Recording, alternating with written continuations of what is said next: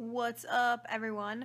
So I'm kind of doing an impromptu vlog right now, which is why the camera keeps moving around awkwardly.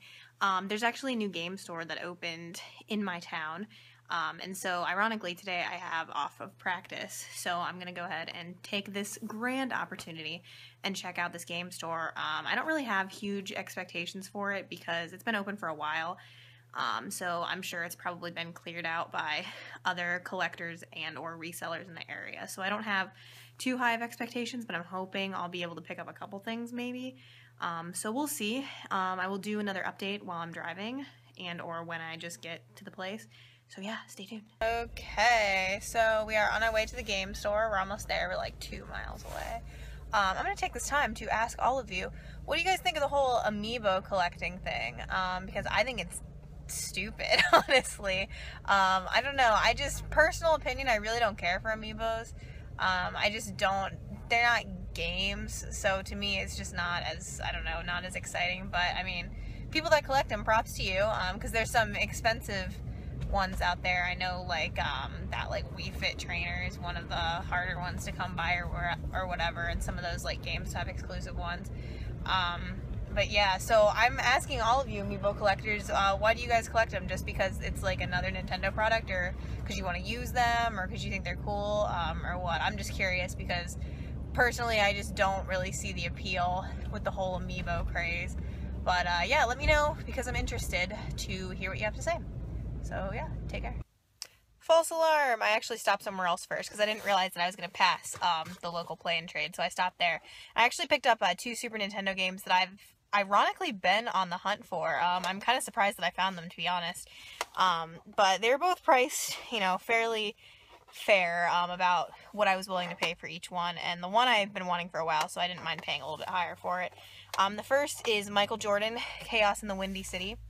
And it's in, you know, decent condition. The labels, the front label's pretty good, and then the back label's a little bit nicked, but no big deal. I can clean it up, and it should look pretty nice. And as you can see, that was $3.99. I have not renewed my membership yet, so I didn't get the discounted prices, but I will be back in to do that eventually. And then the next game that I was really excited to get, I paid $12.99 for it, which is typically a little bit more than I normally pay for games, but I've been wanting this one, so I figured it was worth it, and why not? And it's Super Ninja Boy. So the label was in really good condition, so I thought, you know what, I don't mind paying $13, and I think that's like a little bit below retail, but I'll have to double check on that. I don't think I would pay much more than $13 for this game. So I'm happy to cross 2 more off of the Super Nintendo list. So far I'm doing good today, and I'm excited to try out this new game store, so update coming soon. Whew. Alright, y'all. I just spent a pretty good amount of time in there just digging through boxes because I just kept finding shit. Basically, it's like a consignment store. It's not just video games. But I'm semi-pissed off at myself because I could tell everything had been picked through. There's like a big bucket of manuals, and I was going through all those, and they were all sports, and it was just like, oh, I know someone's been here. But their prices weren't bad. I mean, they were fine. It's just nothing that I would pick up, you know, for $3. I don't need a $3 sports game. So I could tell there was, you know, maybe some resellers that went through the stuff. They had like a whole bunch of systems. So if I ever need like a spare N64, there's about 30 of them there. But I actually did manage to find this one thing, which I was surprised that someone didn't recognize what this was, but I'm assuming if it's a reseller that doesn't really know anything about video games, they just know prices, they probably wouldn't know what this was. And I've actually been on the hunt for it, so I was pretty excited to find it. It was only $1.50, and it's Bucky O'Hare, the little figure here. And the lady actually said she just brought this in this week, so I was pretty excited because clearly no one else had seen it, or if they did see it, they just probably had no idea what this was. So I'm still actually on the hunt for this game, but I'm pretty excited to get this. I've been looking for it for a while, so very happy with that purchase. And the lady actually told me, I'm surprised the whole shop is run by this lady. And like I said, her prices are pretty fair. She had Bubble Bobble for the Game Gear for like $18, which is a little bit over retail, I believe. But I might try to see if she'll go down on that price the next time I go back in there. But she told me basically that she has like boxes and boxes of stuff she has to sort through. So I'm gonna try to come back more regularly now, now that I know that there's just all kinds of stuff she hasn't even looked at yet. So hopefully there'll be some good things in there, but I don't know.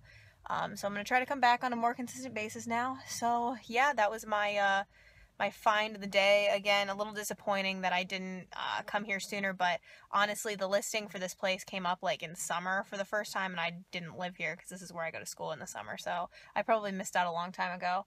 But it's not that big of a deal. Hopefully she'll find some good stuff, and I don't know if that'll be it for me. If this video ends here, that probably means yes, that's the end of this vlog, but if I end up going anywhere else, I will film that for you guys. Alright, take care. Whew. Well, I don't know about you guys, but I run into some really weird things. I ended up going to a couple more places, Goodwill, this electronics store, didn't find anything, and then I went to this pawn shop that I've frequented before, and man, I don't know, they didn't have anything, but some of the things you run into when you're a game collector are just some weird people. This guy was like upstairs like watching cameras, and then also had like The Exorcist on while he was like chowing down on a burger and like sipping his big gulp. It was just ridiculous. Like, just the things you see is pretty humorous. If you guys have any funny stories like that, definitely leave them in the comments down below. And then I went to this other pawn shop that I've actually gotten a couple good things from. I got my copy of Moonwalker and my copy of Rock and Roll Racing, both for the Genesis, there for like $3 each. And so I was hoping that I could find something good, and I actually found Golden Sun, the original for the Game Boy Advance, which I've been looking for a while. And it was $6, which is fair, and I was gonna pay it, but I only had a credit card on me, and they have like a minimum $10 credit card limit, which I think is stupid.